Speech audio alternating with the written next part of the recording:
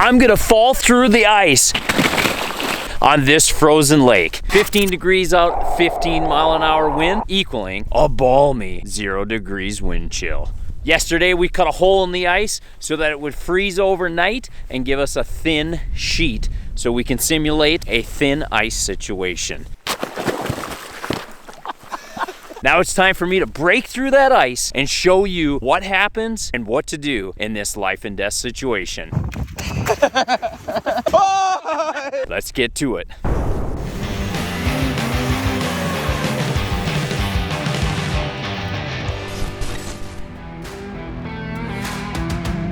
That was the first time that I've ever jumped into a frozen lake before. Your first worry is staying afloat. Problem solved. I got the F.A.S.T gear on, no issues. Second thing is, okay, I'm hyperventilating, I'm breathing like crazy. So you just stop, calm down and go, hey, yes, this is cold, I can function. Okay. Oh, it's kind of like a hot tub. Just a little chillier. Task at hand, get out of the water.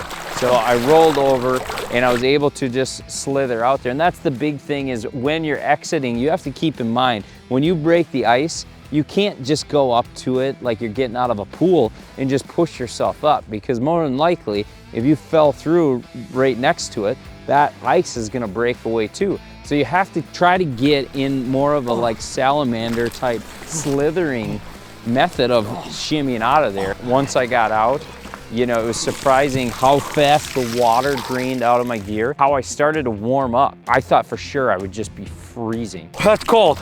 Oh man, that's pretty freaking cold. Like really cold. Surprisingly though, I fell in and you could feel the gear. The water starts coming in. Like an instant like, like that. And yeah, it took my breath away. Okay. But it actually went a lot better than I had anticipated. I already feel like I'm warming back up. My body temp is already feeling more warm. Float right to the top. You kind of calm yourself down. I got to my back, I rolled over, slithered out on the ice. If you didn't have flotation in your legs, you would literally be sitting there bobbing up and down like a bobber, and it would be even harder to get out. I'm saying I want to jump on my sled and go ripping, but I don't know if I want to do another cannonball into it.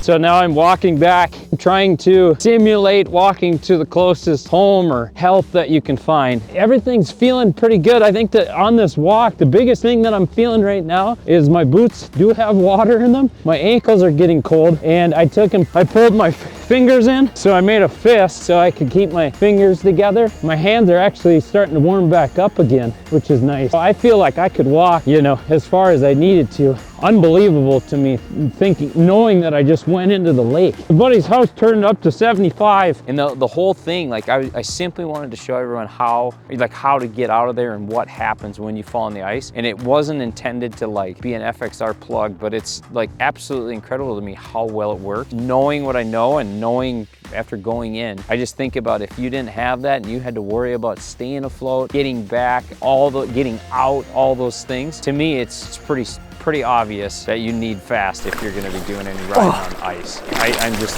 that blown away by the gear, the products. All right, so there it was. I jumped in the water, extremely cold, but not nearly as crazy as I thought. Thankfully, I knew how to get out, and hopefully that helps you if you're ever in that situation. Praying you're never in that, but if you are, just remember, get level, salamander out, get home as fast as you can.